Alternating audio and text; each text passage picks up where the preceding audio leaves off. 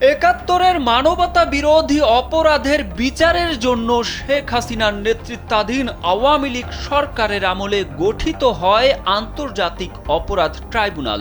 স্বাধীনতার ৩৯ বছর পর ২০১০ সালের মার্চে ট্রাইব্যুনালের আনুষ্ঠানিক যাত্রা শুরু হয়। ২০১৫ সালের পর থেকে ট্রাইব্যুনালের কার্যক্রম অনেকটা গতি হারিয়ে ফেলে। তবে শেখ হাসিনার পতনের পর ট্রাইব্যুনালের কার্যক্রম নতুনভাবে শুরু হয়েছে।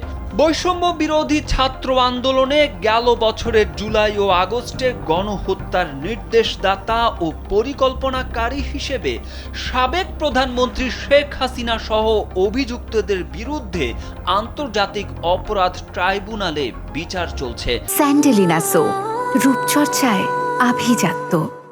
জুলাই আগস্টে গণহত্যার ঘটনায় মানবতা বিরোধী অপরাধের অভিযোগে দায়ের করা মামলায় সাবেক প্রধানমন্ত্রী শেখ হাসিনার বিরুদ্ধে তদন্ত প্রতিবেদন আগামী ২০ এপ্রিলের মধ্যে শেষ করতে নির্দেশ দিয়েছে ট্রাইব্যুনাল।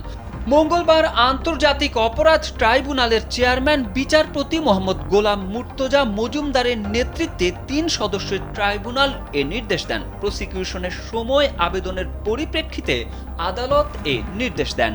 ট্রাইব্যুনালে প্রসিকিউশনের পক্ষে শুনানি করেন অতিরিক্ত চিফ প্রসিকিউটর মিজানুল ইসলাম। এর আগে ২০২৪ সালের ১৭ ডিসেম্বর জুলাই আগস্টের গণহত্যার ঘটনায় মানবতা বিরোধী অপরাধের অভিযোগে দায়ের করা ২ মামলায় শেখ হাসিনা, ওবায়দুল কাদের সহ ৪৬ জনের বিরুদ্ধে তদন্ত ২ মাসের মধ্যে শেষ করার নির্দেশ দেন ট্রাইব্যুনাল।